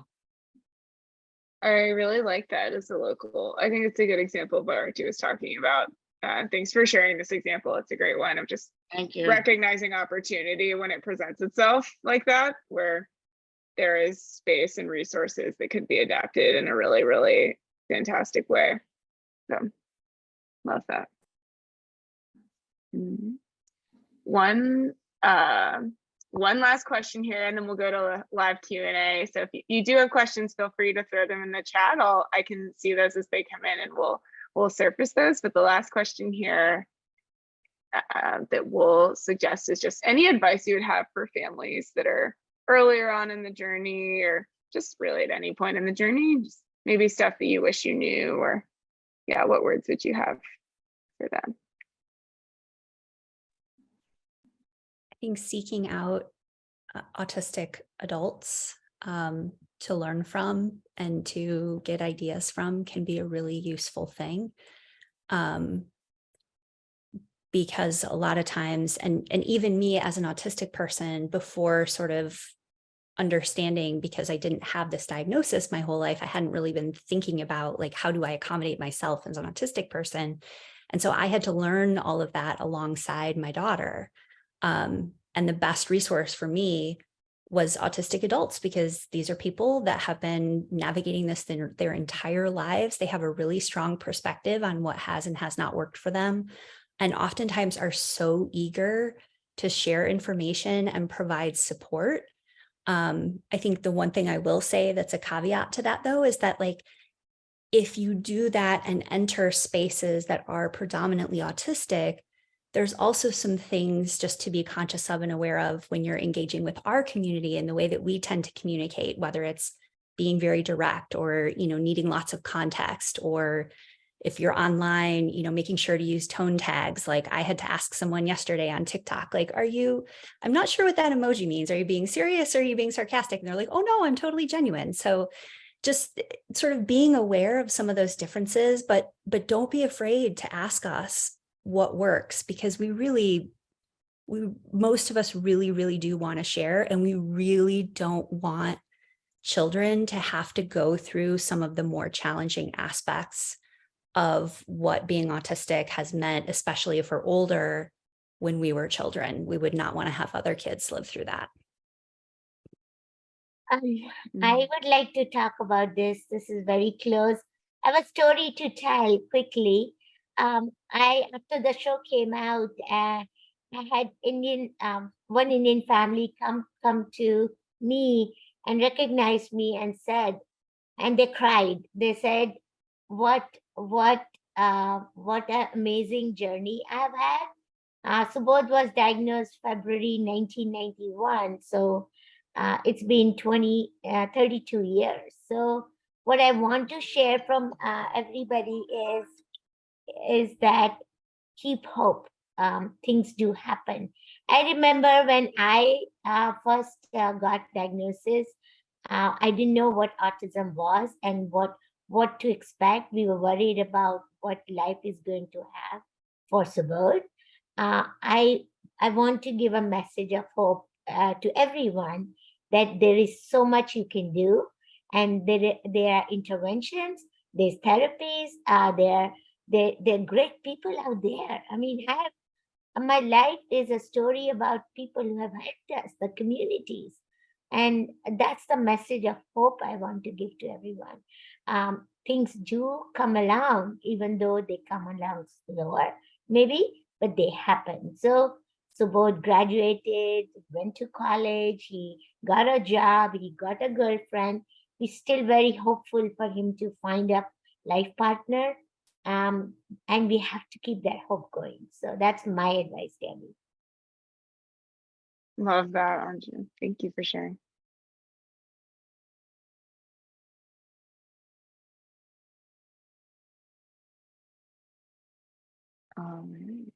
We can, and if there's not more to add, I have some questions here that are coming in for a live Q&A. And if you do have questions, please throw them in the chat. Let's see. The first one I had here is, what kinds of jobs can autistic kids end up in? Can they be engineers or doctors? What other kinds of jobs could they get? Does anyone want to jump on that one? Subodh's all over it. I'm going to say hospitality, shipping, data entry, office, and travel jobs, and money. So I think there's a stereotype of people on the spectrum that they're nerdy, quiet, awkward, that they can't be customer facing. But Subodh works at a restaurant, Katya Deli in Orange County, and he interacts with customers every day, and they just love him. So basically, they can do any kind of job. It doesn't have to, it can be as simple as customer service, or it can be, if you have the capability to study, go to college, thrive, and achieve these amazing things, go for it. There's no limit except for based on your abilities, just try for anything. But Subodh has had so many different jobs, and he's getting a certificate in data entry. Yes. So he's hoping to work in computers. I think computers are great industry. There's no limit in our experience. Totally agree. I mean, in my own career, I started out in inside sales, making like 100 phone calls a day. but I was amazing at it because I had a script and I knew what I was supposed to be doing, and I just cranked it out. And I was the top salesperson out of thousands at a company when I was very young, because it was just like, great, you're telling me what to do, I can go do the thing, like problem solved. I've worked in investment banking. I have been a consultant in change management and also technology implementation. My educational background is in biological anthropology. I've done research in academia, and now I'm an entrepreneur in healthcare. And I think that sort of understanding of like, when you match us with our pre-existing skills and strengths, and then something that we can find an element of the job that we're really interested in, so that we can really kind of like use our hyper-focused skills that many of us have to just do a very good job. We can be incredible at almost anything. I will say too, having spent a lot of time in technology, of course, definitely very common that autistic folks are things like software engineers, can be an amazing job. If you're great at sort of hierarchy, pattern recognition, math, that can be an excellent path. But I've also known and worked with fantastic autistic folks in things like product management, design, communications, marketing. It's people that use their pattern recognition skills sort of pointed in a different direction. So they want to understand maybe people more so than numbers or process. There's a ton of different ways to be successful. Love it. This next one, I'm going to clump some questions. We've got some great questions, lots of questions coming in here. This one is around dating and love. So advice for dating on the spectrum or meeting new friends, as well as some questions about how autistic, like, can two autistic people get married to one another? So if anyone wants to tackle that, Subodh, I know that's fresh on your mind. Oh yes, when it was on the TV show called Love on the Spectrum, I finally have had a girlfriend almost 33 years, and I dated Rachel for a year. What was it like to have a girlfriend? Verbal or nonverbal. What does that mean? Nonverbal means communication issues. Not the issues, but what was it like? What were the things that you guys did? Social activities. Like what? Like movies, going to beaches, and having parties. Yeah, so they dated like any other couple. Rachel has Down syndrome. She is not on the autism spectrum. But they went out on dates and they hung out with each other. The families met up here and there. It was a wonderful experience. I think for Subodh, kind of what happened, why the relationship didn't work, is there was that communication.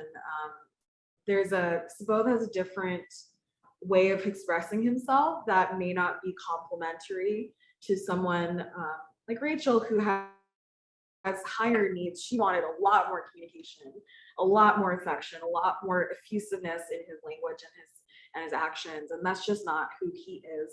And he's not a representation of everyone on the spectrum, but that is a pretty typical way that it presents, that you don't express yourself as openly as maybe someone else might.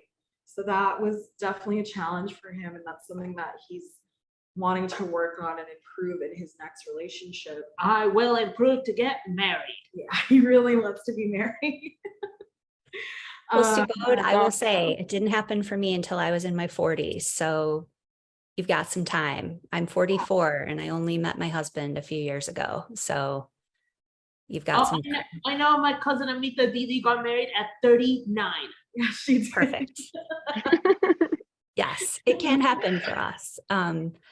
I will say too, for me, so a little bit of a different experience, because my husband was actually the first person that I dated that I told very early on. It was even before our first date that I was autistic. And his response was, I have no idea what that means, but as long as you're willing to explain it to me, then I'm sure it'll be fine. And I just was like, okay.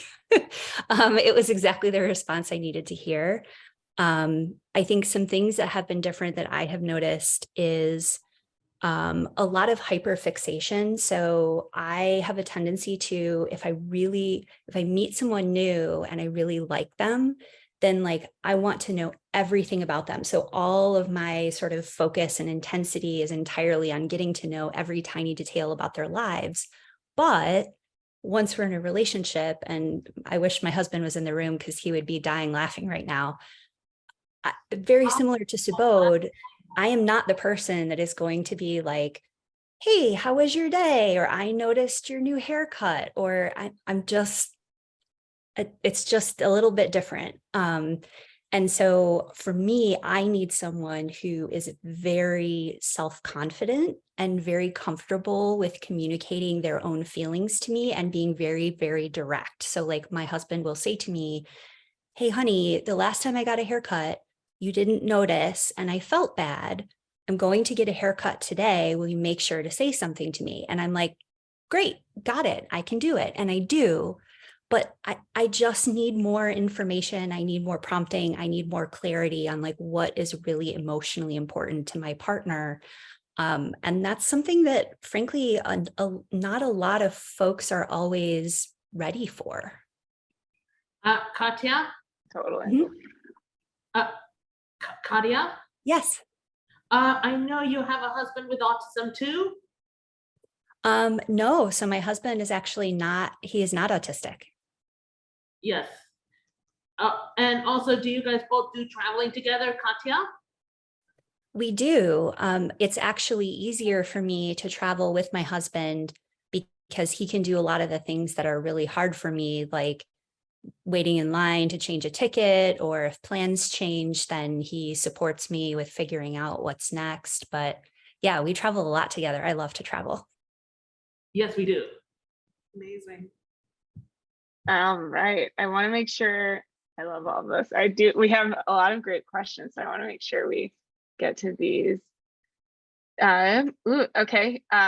For Melanie, so what do I do if I don't agree with a diagnosis or think my child was misdiagnosed? This is something I know, Katya, you brought up a little bit earlier. It can be really common, especially in women.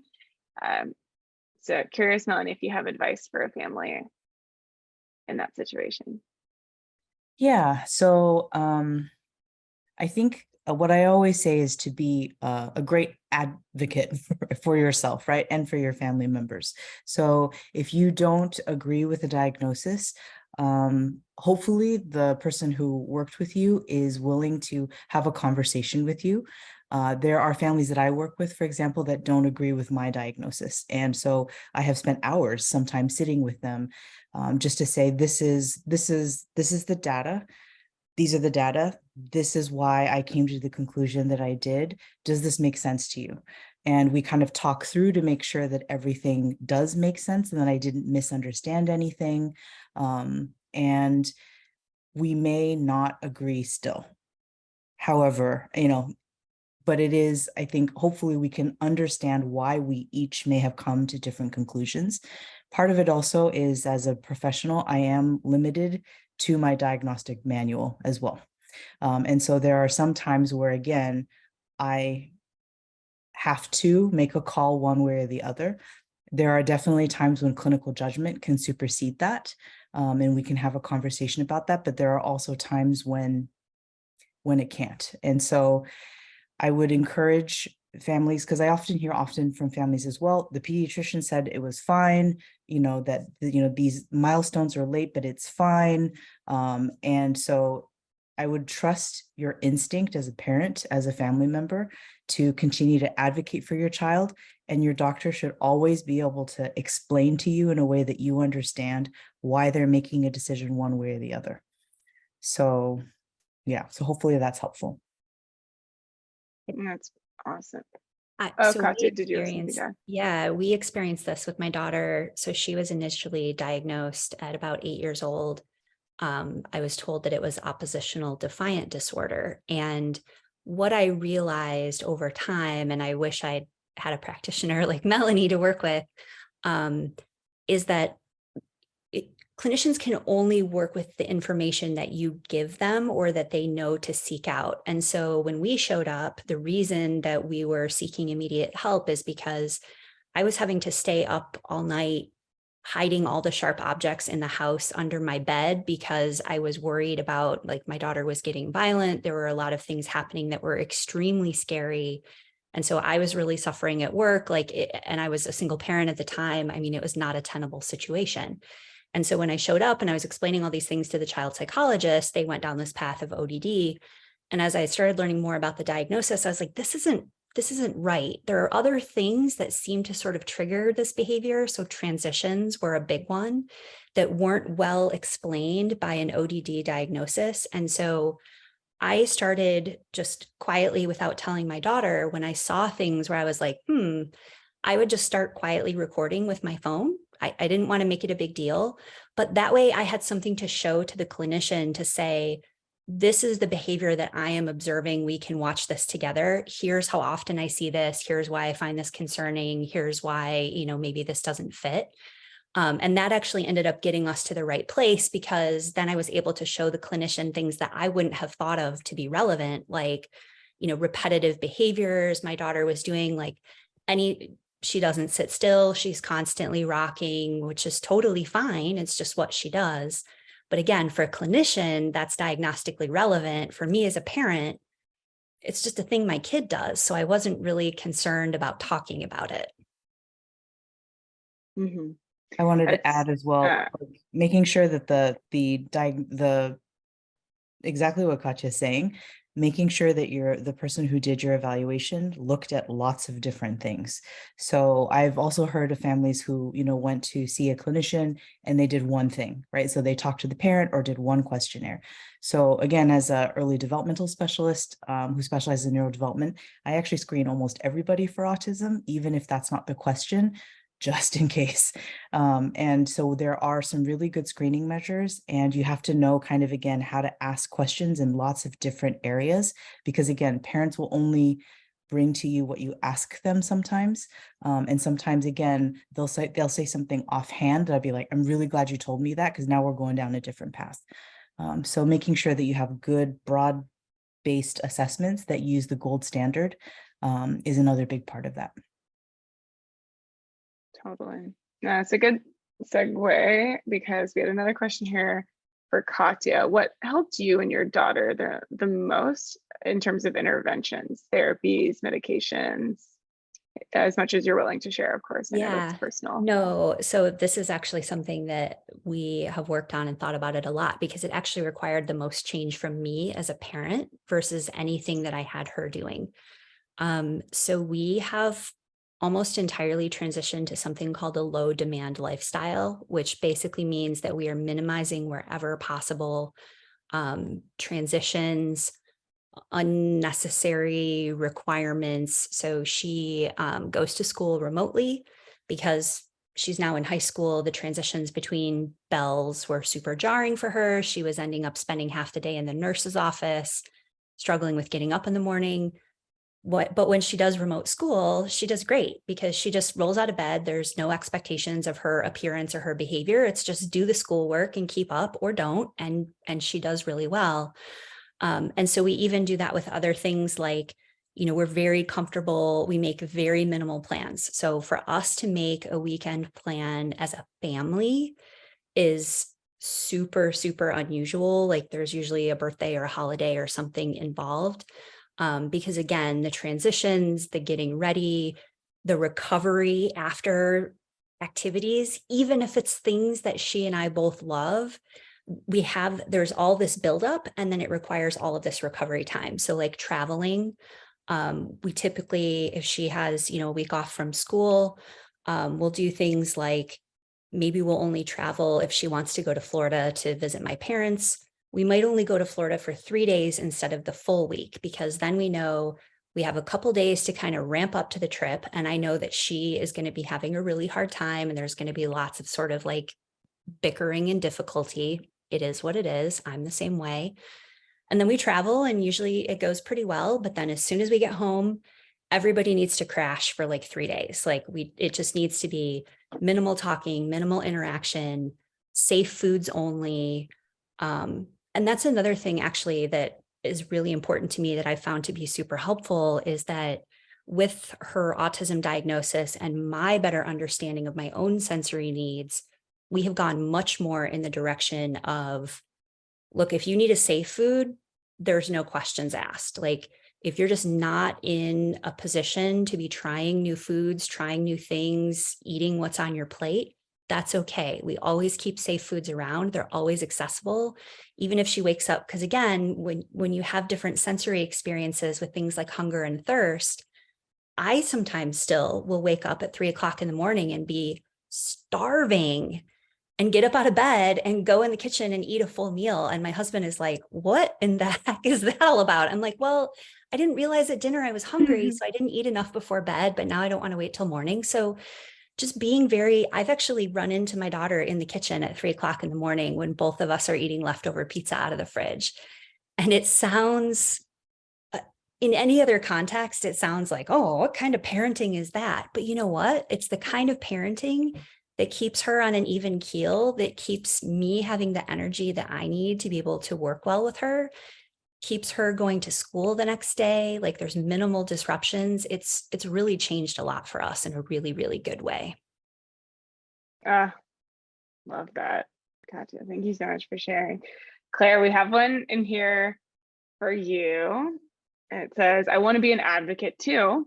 How do I do that? Which I think is a fantastic question. Claire, do you want to share more about how you've approached advocacy? Yeah, so initially I had a lot of shame around the diagnosis, mostly as Dr. Hsu, is that the way I say your name correctly? Shoe, like what you wear on your foot. Dr. Hsu. I need to email everyone after it, so that I have so many questions for everyone on this amazing panel, but I had a lot of shame, I'm not gonna lie. And Dr. Hsu said it's born out of ignorance, right? I think shame is largely born out of ignorance. I don't know. I have an idea of what my kid's life is going to be, and then the 2-year pediatrician appointment. Sorry, it's not going to be like that. So I clammed up. I didn't even admit it until he was 3 and COVID hit. And then I was home with a kid who didn't speak. And I had to do the Zoom early intervention, and peeling back the layers of my own emotions has like really helped me become an advocate, because I've seen a major transformation in myself. I've gotten to know myself in this journey. And it's been amazing watching myself being so unsure, but still never losing the love for my child. And then realizing it's okay. It's okay to be different. Even if he never speaks, he will live a full life, whatever that means for him. And that's perfect for him. You know, it won't be easy what life is. So I think being an advocate, first and foremost, is just being a proud person of someone who's autistic, just saying, yep, this is what it is. This is what we're doing. And being honest. Like, I think there was a lot of honesty shared today. And I mean, I was fighting back tears half the time from the vulnerability that was shared. And that's being an advocate. You know, I think if you want to take it a step further, reaching out in your community, you know, and a step further, there's so many different outlets. There's so many different professional platforms. There's so many different organizations that you can join, and you'd be surprised if you kind of speak in your community a little bit. What can I do? How can I do it? Everyone's like, you know, we need support. We need to destigmatize. We need to take the shame away, because there's nothing but, you know, but joy and hardship and all the things that are bundled up into being autistic, that, you know, and it's amazing that like Love on the Spectrum really kind of revealed a lot. I think for the first time in the media, you know, I mean, I'm happy that it's just being discussed at all, but then you look at characters that are not characters, they're not fictitious, they're real people living their life. And you know, that was amazing advocacy. So I think it's like small steps for whatever you want it to be, and don't put pressure on yourself, and just be real and be open and honest about whatever your perspective is. And then, you know, just talking and joining some sort of community. I don't know if I answered. Yeah, it's great advice. I love it. We have 2 more questions and then I'll wrap us up here. This has been so great. This next question is for you, Aarti. It's from a parent who has an autistic son who's 6 and a neurotypical son who's 3. And the question is just advice for a single mom who's raising a neurodivergent child and a neurotypical child. Would you have any advice for her as the neurotypical sibling? Great question. And the age gap is exactly the same too, 3 years. So I praise my parents, first of all. They're literal saints for putting up with both of us. We were not easy children. I would say as a child, of course, there was a little bit of that jealousy. I'll be perfectly honest. I didn't get why my mom had to spend so much more time with my brother, why my mom was always driving him some places. And you know, I was with my grandfather or babysitter or whatever, but my mom did actually make a very, very conscious effort in several different things. First, she did not want me to go unnoticed or for lack of attention. My parents put in a lot of effort into me as well. There were times when I couldn't be involved, but honestly, from the time I was born, my mom was taking me right along with her to every therapy appointment my brother had, any kind of play therapy, ABA, cognitive, speech, all of it. I was right there with her. And there was this interesting side effect where I, as a 1-year-old, started getting the benefit of those therapies as well. Because I'm sitting in the speech therapy and I'm also learning sign language and I'm also starting to speak at just about 1-year-old. So my skills were developing more rapidly than my peers just because of this exposure. So I think that was amazing, and that really normalized how my brother was. So growing up, I never felt like he was weird or I was ashamed of him. Just having that acceptance, I think making sure that they knew that, you know, I was loved and prioritized, but Subodh is just as important. And, you know, I had to learn all those things because my parents were very strong advocates for him to me, but also never neglected me specifically. They also have had a very strong, they have this idea that they do not ever want me to make me responsible for Subodh. They feel like their job, bringing Subodh into the world, bringing me into the world, that is their job to take care of him. And of course, he will still have needs when they're gone. He'll still need support from different people. And when they're gone, they worked so hard to make sure that burden wouldn't become mine. Now, granted, I live with Subodh and we're roommates. I don't really do anything for him. We're very much roommates. So I think that really gave me that, growing up, I never felt like I was obligated to do something for Subodh. And that really prevented that resentment that really can easily grow when you have 2 siblings like that. So I appreciate my parents so much. And of course, I will still be there for Subodh. There's no question about that, but I never felt like I had to. They didn't force me to do things with him. Our relationship kind of just grew organically. So I would just say, make sure that your neurotypical child feels loved, that they feel like they have what they need, and also normalize the things that make your other child different, and make sure that they feel like they're not obligated, that they're being saddled with a sibling on the spectrum. Those are things that made me grow to appreciate Subodh instead of resent him. Yeah, you have to clean on your own. Yeah, we talk about cleaning schedules and all that, but that's just normal roommate stuff. Oh yeah, I need one of those. I love it. Last question here, which I think is a great one to end on, is around disclosure. So we'd seen a couple questions in the chat here around disclosing in the workplace and any experiences with that, but also disclosure with friends and family. Claire, I know you talked a little bit about this earlier too. So if anyone has thoughts on disclosure in the workplace, and then also telling friends and family. Workplaces. Go ahead. Missy?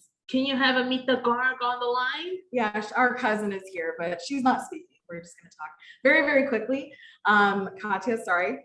As I kind of said earlier, my parents were never ashamed of Subodh. They made it very clear that we accepted him, that we are a unit, and if you're not down with that, then you're not down with us. So that was kind of how we approached it, and we're better off for it, I think. Yeah, I mean, I think, so I've experienced the disclosure aspect as a parent, but also as myself. And those are wildly different experiences. So when I have had conversations at work, for example, about, hey, I need to take some time off, or I need some flexibility because of something that's going on with my daughter, she's autistic, we're figuring this thing out, was met with a ton of support and understanding, and like, how can I help? Take the time that you need, we'll figure this out for you. But sometimes even with the exact same people, when I then said, I am autistic and I need these couple of things, like, hey, can you give me feedback in a structured format? Or, my office has a fluorescent light that I can hear and I literally can't hear anything else. Is it okay if I sit somewhere else during the day sometimes to do my work? That's been, unfortunately, not a great experience. But historically, I'm now an entrepreneur. In the past, I was not disclosing that I'm autistic at the point that I was starting a job. And so I would get reactions oftentimes from like bosses of like, I tricked them or something into hiring me because I'm an autistic person. I actually had one boss that said to me, how dare you lie to me? When I told her, hey, I'm autistic and I need to request some accommodations, like I've worked with HR, and it was really unfortunate. So it's a mixed bag. I think one thing that I would say is better to disclose upfront and not get a job, because you will never be happy or successful at a place that would not be willing to accommodate you. So you autistic people, we have power, we have choice, we have skills. It's better for us if companies are not willing to accommodate us to know that sooner, because my experience has been when I don't do that, then I'm at much higher risk of burnout. I deal with a lot more discrimination around communication style, especially as a woman. Then you get all of the gendered feedback and also all of the autism related communication style feedback. It can be a tough situation. So I would definitely say, employers are usually pretty wonderful. Friends have been extremely great and supportive, but I also, over time, I think I have just found a lot of friends who are themselves neurodivergent. So I have a lot of friends who are Tourettic or OCD or ADHD. They don't have to be autistic, but there are just so many things that we already have in common that it's much easier to support each other and understand each other and kind of realize that there's that need for maybe a different way of friendship than just like, we meet for brunch every single Sunday and we, go out on Wednesday nights or something. Totally. I know we're 5 minutes over, and I'm so grateful to everyone on the panel and everyone here who joined for the session. This was so awesome. It was so fun, and we'll share this recording around with everyone. Please don't hesitate to reach out. When I send a follow-up note to everyone, I'll send the recording as well as contact info. So if there are follow-up questions, we can try to get answers to those too if we didn't get to your questions. But thank you all so much. This was so cool. I learned so much from all of you, and appreciate you all. Have a wonderful week. Thank you all so much. Thank you all so much. Thanks for putting this together. This was amazing. I really appreciate the visibility that you're giving the community. Appreciate it. Thanks. Of course. Bye, everyone. Bye.